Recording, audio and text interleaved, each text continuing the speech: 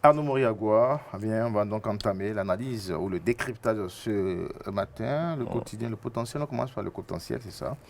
Hmm. On commence par le potentiel, Le oui, potentiel, avec alors. le démantèlement d'officines de pharmacie à Djougou. Le Réalo a affiché, C'est ça.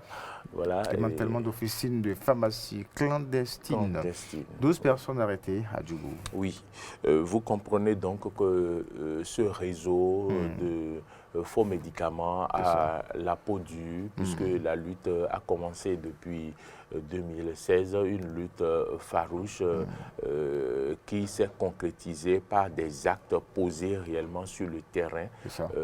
en luttant contre les faux médicaments.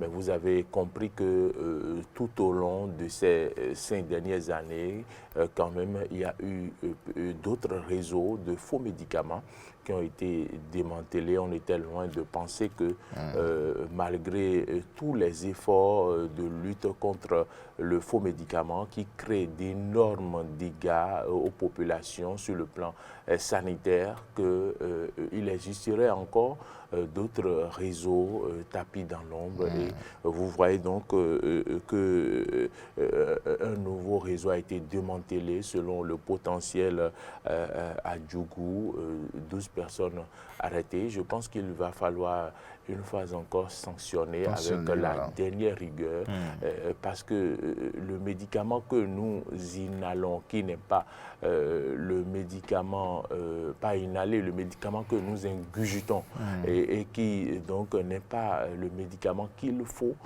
pour nous soigner et qui dans notre corps crée d'autres maladies, peuvent aller jusqu'à tuer. Il faut lutter contre le faux médicament, est à décourager et à jamais pour le bien-être des populations. Alors, on reste avec le quotidien, donc le potentiel, hein, pour parler bien sûr d'Edouard Locaux, élevé à la dignité de grand officier. Voilà. Édouard Locaux, il faut le dire, c'est d'abord un patron de presse hors pair C'est bien ça. qui a fait le chemin progressivement pour aller au sommet de l'échelle. Ancien premier vice-président, ancien vice-président de la haute autorité de l'audiovisuel et de la communication, nous avons eu l'occasion de côtoyer cet homme bien, ce manager qui a donc pris part notre groupe de presse en tant que directeur adjoint du groupe de presse. Et Édouard Locaux, quand même, je vais le dire, qui est un visionnaire hors pair et qui aujourd'hui travaille aux côtés du chef de l'État, Patrice Talon. Et donc, il faut saluer cette, comment je vais dire, cette distinction dont il a bénéficié hier, grand officier. Et je pense quand même que Édouard Locaux montre véritablement la voie à suivre à la jeunesse. Voilà. Et je pense qu'il faut lui emboîter les pas. Il faut, c'est un exemple à suivre pour ceux-là qui ont envie d'aller loin, comme on le dit, qui va loin, ménage sa monture. Nous présentons toutes nos félicitations donc à Édouard Locaux, chargé de mission du chef de l'État qu'on est ici. Locaux que nous avons donc connu, et puis non seulement l'immensité de l'homme, la maîtrise et surtout l'humilité. Oui. Ça, il faut le connaître. Oui, il faut le reconnaître. Quand on partageait le plateau avec Édouard tout à Locaux fait. sur cette même émission Tout matin à événement fait, 2015-2016. Tout à fait. Chaque matin, il vous On appelle. a Est-ce que vous avez reçu partagé les unes? Voilà, donc le plateau alors que nous, on était en ce moment lui. assez jeunes. On a commencé Sa rubrique tout à fait. mythique Canflant, Voilà. qui est très suivi et qui a marqué les esprits. Et puis il faut le reconnaître, la première monture du Matin Eden qui a commencé, c'est venu de Édouard Locaux. Tout à fait. On vous aime, que vous avez suivi pendant longtemps, pousser la chansonnette. C'est des propositions. Voilà. Ce sont ses propositions, ses inspirations, c'est des rubriques qui émanent de lui et donc qui continuent de faire la route aujourd'hui. Je n'ai pas oublié, chaque matin, entre 5h, 6h30, 5 5h, 6h30, quand on se croisait dans les couloirs, en ce moment, M. Martin Eden, il vous demande toujours est-ce que vous avez la une aujourd'hui, parce qu'il envoie des unes parfois. Alors il vous demande toujours, quand il vous croise dans les couloirs, 30 minutes avant l'émission, est-ce que vous avez la une, Corneille, Aïssa, est-ce que vous avez la une? S'il y a des problèmes, il faut notifier. Donc je crois quand même que c'est vraiment un grand homme, simplement, qui reste l'une des figures rares, constitue vraiment des hommes pour la jeune génération. La jeune génération, à travers son humilité, malgré son immensité, toute cette connaissance dont il regorge, il reste humble, comme on l'a dit, c'est vraiment un modèle pour la jeunesse. Il montre le chemin à suivre. Et la nation lui est reconnaissante. Tout à fait, tout à fait. Et la nation ne pouvait rien faire, ne pouvait pas faire mieux. Et je pense que s'il y a d'autres reconnaissances, il va falloir les lui attribuer sans hésitation. Puisqu'il le mérite. Alors, la cloche maintenant, pour rester avec les journalistes. La cloche, sans frontières. malheureusement, malgré le travail, cette mission difficile que les journalistes se sont assignés, d'informer, de sensibiliser, pourquoi pas. Malheureusement, on constate que dans le monde, et selon le rapport du reporter sans frontières, que ce rapport annuel, que 488 journalistes sont emprisonnés dans le monde. Vous n'êtes pas sans savoir qu'au Bénin, nous avons naturellement des journalistes qui sont également en prison.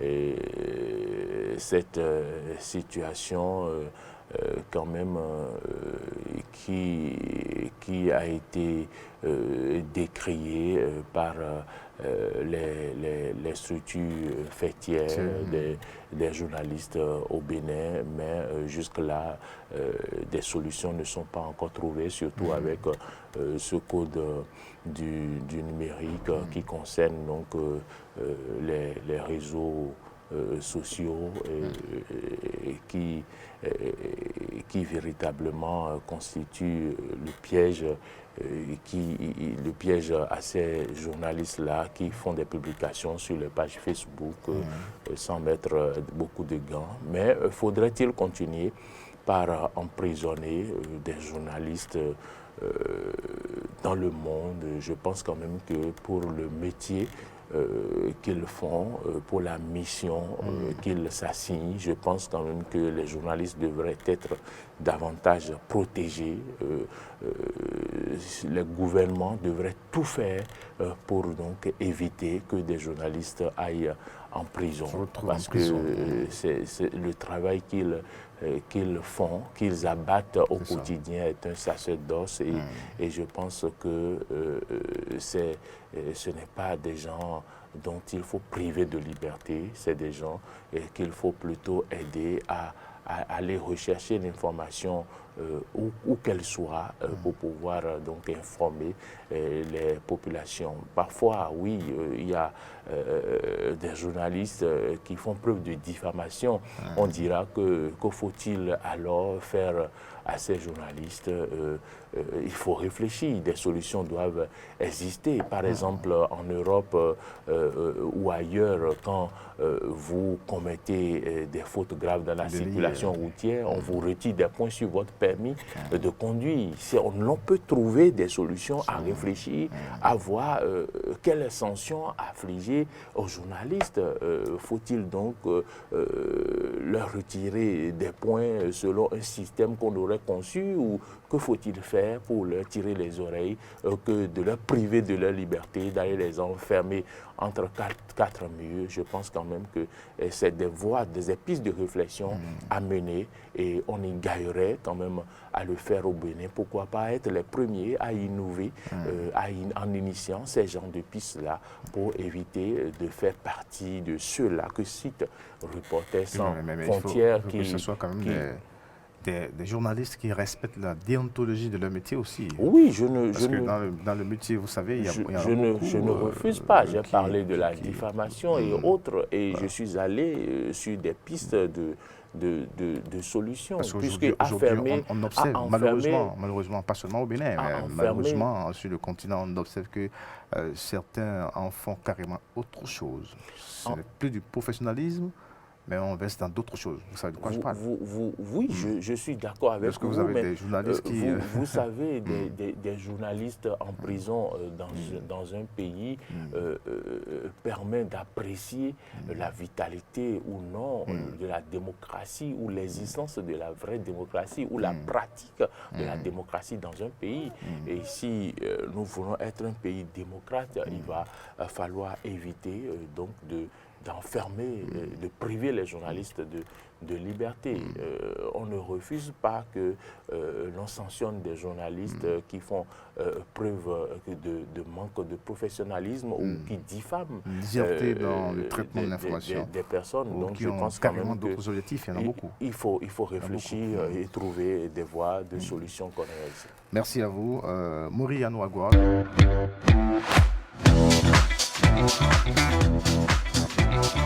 Thank you.